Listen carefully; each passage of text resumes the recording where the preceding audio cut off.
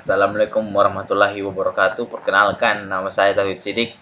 Akulah dari jurusan Teknik Informatika dan Komputer, program studi PTIK. Ingin menjelaskan tentang kriptografi.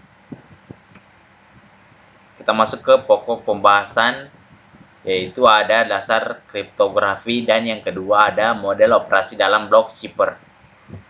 Kita masuk yang pertama, yaitu dasar kriptografi. Kriptografi adalah suatu ilmu yang mempelajari bagaimana cara menjaga agar data atau pesan tetap aman saat dikirimkan dari pengirim ke penerima tanpa mengalami gangguan dari pihak ketiga. Konsep kriptografi sendiri telah lama digunakan oleh manusia. Misalnya pada peradaban Mesir dan Romawi, walau masih sangat sederhana. Berikut adalah prinsip-prinsip yang mendasari kriptografi, yakni confidentiality atau kerahasiaan, yaitu layanan agar isi pesan yang dikirimkan tetap rahasia dan tidak diketahui oleh pihak lain. Yang kedua ada data integrity, yaitu layanan yang mampu mengenali atau mendeteksi adanya manipulasi, seperti penghapusan, pengubahan, atau penambahan data yang tidak sah oleh pihak lain. Yang ketiga ada authentication atau keautentikan, yaitu layanan yang berhubungan dengan identifikasi, baik autentikasi pihak-pihak yang terlibat dalam pengiriman data maupun autentikasi keaslian data atau informasi. Yang keempat ada non-repudiation atau anti penyangkalan, yaitu layanan yang dapat mencegah suatu pihak untuk menyangkal aksi yang dilakukan sebelumnya, seperti menyangkal bahwa pesan tersebut berasal darinya. Istilah-istilah yang digunakan dalam bidang kriptografi. Yang pertama ada plain text. Plain text adalah pesan yang hendak dikirimkan. Yang kedua adalah ciphertext, yang adalah pesan yang terenkrip sandi yang merupakan hasil enkripsi. Yang ketiga ada enkripsi, adalah proses pengubahan plain text menjadi ciphertext. Yang keempat ada dekripsi, adalah kebalikan dari enkripsi, yakni mengubah ciphertext menjadi plain text sehingga berubah data awal. Dan yang kelima ada kunci, adalah suatu bilangan yang dirahasiakan yang digunakan dalam proses enkripsi dalam dekripsi. Algoritma simetris dan asimetris. Algoritma simetris adalah suatu algoritma di mana kunci enkripsi yang digunakan sama dengan kunci dekripsi, sehingga algoritma ini disebut juga sebagai single key algorithm.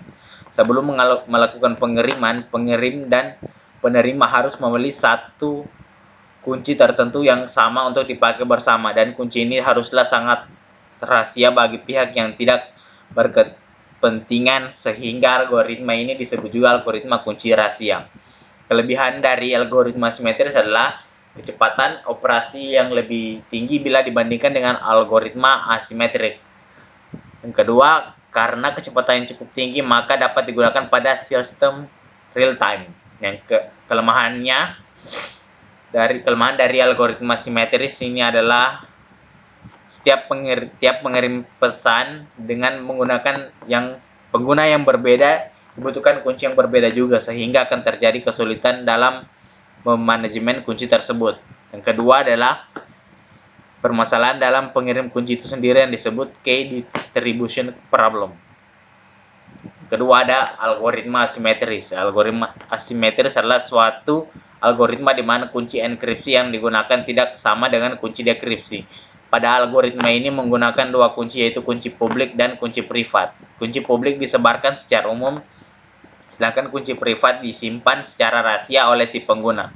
Walau kunci publik telah diketahui, namun akan sangat sukar mengetahui kunci privat yang digunakan. Pada umumnya kunci publik digunakan sebagai kunci enkripsi, sementara kunci privat digunakan sebagai kunci dekripsi.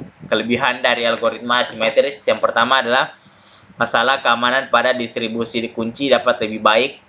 Yang kedua, masalah manajemen kunci yang lebih baik karena jumlah kunci yang sedikit. Kelemahan dari algoritma asimetris yang pertama, kecepatan lebih rendah bila dibandingkan dengan algoritma simetris. Yang kedua, untuk tingkat keamanan sama, kunci yang digunakan lebih panjang dibandingkan algoritma simetris. Block zipper dan stream zipper. Jika kita melihat dasar ukuran serta format data yang akan diproses, maka algoritma kriptografi dapat dibagi menjadi dua bagian yang utama, yaitu block zipper adalah algoritma kriptografi ini bekerja pada suatu data yang berbentuk blok atau kelompok data dengan panjang data tertentu. Jadi, dalam sekali proses enkripsi atau dekripsi, data yang masuk mempunyai ukuran yang sama. Yang kedua adalah stream zipper. Algoritma yang dalam operasinya bekerja dalam suatu pesan berupa bit tunggal atau terkadang dalam suatu byte. Jadi format data berupa aliran dari bit untuk kemudian mengalami proses enkripsi dan dekripsi. Kita masuk ke pokok pembahasan yang kedua, yaitu model operasi dalam block zipper. Electronic Codebook atau ECB. Pada mode operasi ECB, sebuah blok input plaintext dipetakan secara statis ke sebuah blok output ciphertext, sehingga tiap plaintext yang sama akan menghasilkan ciphertext yang sama pula. Sifat-sifat dari model operasi ECB adalah sederhana dan efisien. Yang kedua adalah memungkinkan implementasi paralel. Yang ketiga, tidak menyembunyikan pola plaintext. Yang keempat, dimungkinkan terjadinya adanya active attack. Yang kedua, zipper block chaining atau CBC. Pada mode operasi ini, hasil enkripsi dari blok sebelumnya memengaruhi hasil enkripsi selanjutnya, atau enkripsi sebelumnya menjadi feedback pada enkripsi blok saat itu. Jadi tiap blok ciphertext bergantung bukan hanya pada blok plaintext-nya, tapi bergantung pula pada blok plaintext sebelumnya. Sehingga untuk plaintext yang sama belum tentu menghasilkan ciphertext yang sama pula. Sifat-sifat dari model operasi CBC, yang pertama, lebih aman dan active attacks dibandingkan mode operasi ECB. Yang kedua, error pada suatu ciphertext dapat berakibat parah. Yang ketiga, menutupi pola plaintext. Dan yang keempat adalah implementasi paralel yang belum diketahui. Sekian dari saya. Wassalamualaikum warahmatullahi wabarakatuh.